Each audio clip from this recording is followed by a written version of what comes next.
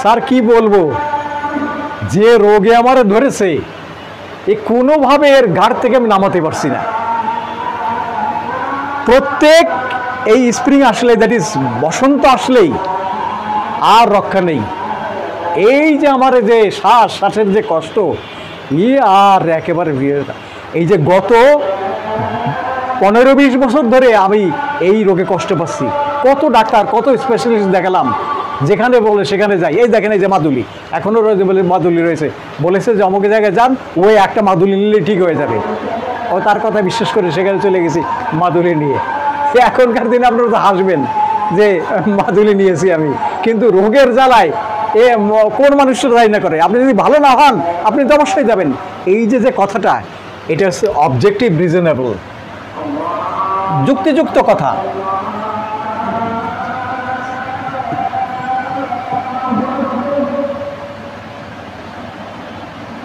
Objective reasonable, যে সমস্ত জায়গায় যদি ফেইল হই তখন আর বিজ্ঞান মানে না, তখন যে যা বলে সেখানেই যেতে হয়। এটা বাস্তব কথা। তখন সে খোঁজে কোথা থেকে পাবো, কিভাবে আমি সুস্থ বসে হয়ে যাব। এই যে এর আগেরটুকু যে প্রত্যেক বসন্ত আসলেই আর রক্ষা নেই, আমার একেবারে ধরবেই। এটা হচ্ছে ডিলুশন ইনজিওর্ড ইজ বিং।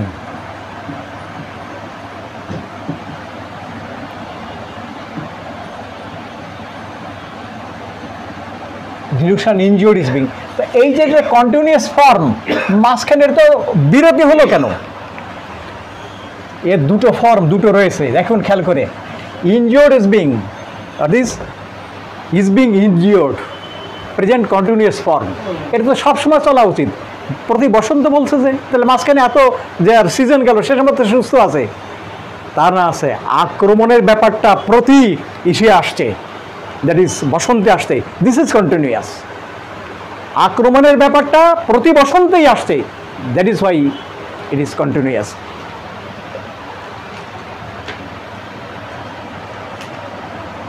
এই ইনজিওর্ড ইজ বিং। এবার যে ব্যাপারটা, আর এতভাবে ধরে একেবারে শেষ করার মতো অবস্থা। শ্বাস যে নেব মনে হয় সেই সময় যে আমি একেবারে দম আটকে মারা যাব, এমন অবস্থা হয়, শ্বাসই নিতে পারি না। Fear death of suffocation from.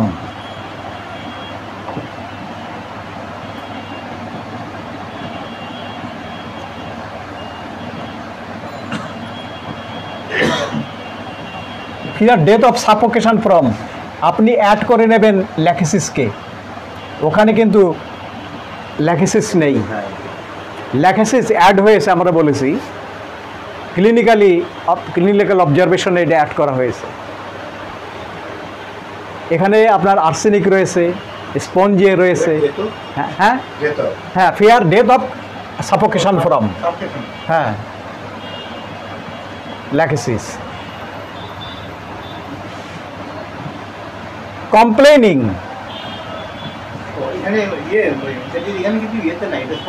হ্যাঁ নেই তো।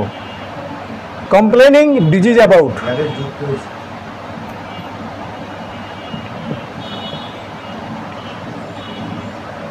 Complaining disease about. এই কমপ্লেনিং কেন?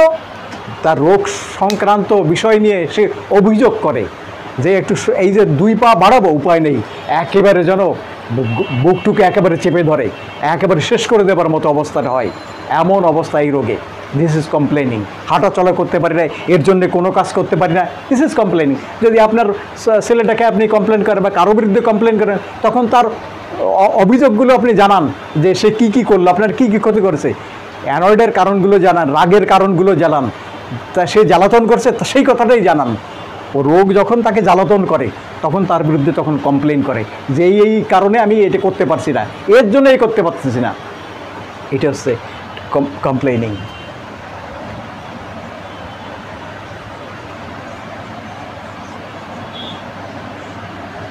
তো যে অবস্থা হয়েছে তাতে মনে হয় এতেই আমি শেষ হয়ে যাব, এতেই আমি আর এতেই বাঁচবো না। এই অবস্থাটা, যে অবস্থা যখন হয়, এমন মনে হয় যে এই আমার সময় চলে আসছে। এমন অবস্থায় এমন পরিস্থিতি হয় আমার মনে হয় যে আর এই এই এই বুঝে শেষ হয়ে যাবে। It's delusion die was about to. এই ব্যাপারটা কি ওয়াজ অ্যাবাউট টু? সেই জিনিসটা যে এখন তো আপনার কাছে এসে জানাচ্ছে, এমন পরিস্থিতি হয় যে আমি ওই যে মৃত্যুর ঘর থেকে ফিরে আসা এই অবস্থা হয়, হসপিটালে নিতে হয়েছে, তারপরে আমাকে সেই করতে হয়েছে, নেবুলাইজার করতে হয়েছে, সে সময় অক্সিজেন দিতে হয়েছে, এমন পরিস্থিতি হয়েছিল একেবারে মৃত্যুর ঘর থেকে ফিরে আসছি।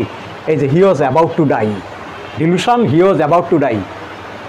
তাহলে রোগ তাকে কী অবস্থাটাই করে? এই যে কথাগুলো আপনাকে বলছে, সমস্ত কথা কিন্তু জানাচ্ছে, সে নিজের থেকেই জানাচ্ছে।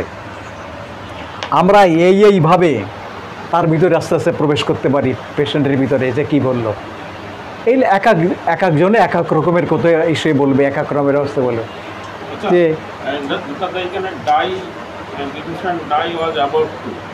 তার মানে আমি একেবারে শেষ হয়ে প্রায় হ্যাঁ গেছিলাম, একেবারে মৃত্যুর ঘর থেকে ফিরে চলে আসছি। He was about to die. About to die মানে যেমন অ্যাবাউট টু রেইন, এই পরে পরে হাত বাড়ালে দেখে যে চেষ্টা করি যেমন ই করার জন্যে। এই যে আমাদের সেটা পাস্ট ফর্মে রয়েছে হি ওয়াজ অ্যাবাউট টু ডাই, যে সে ওর জন্য একবারে মৃত্যুর ঘর থেকে ফিরে আসছে। এটা গেল একটা চিত্র।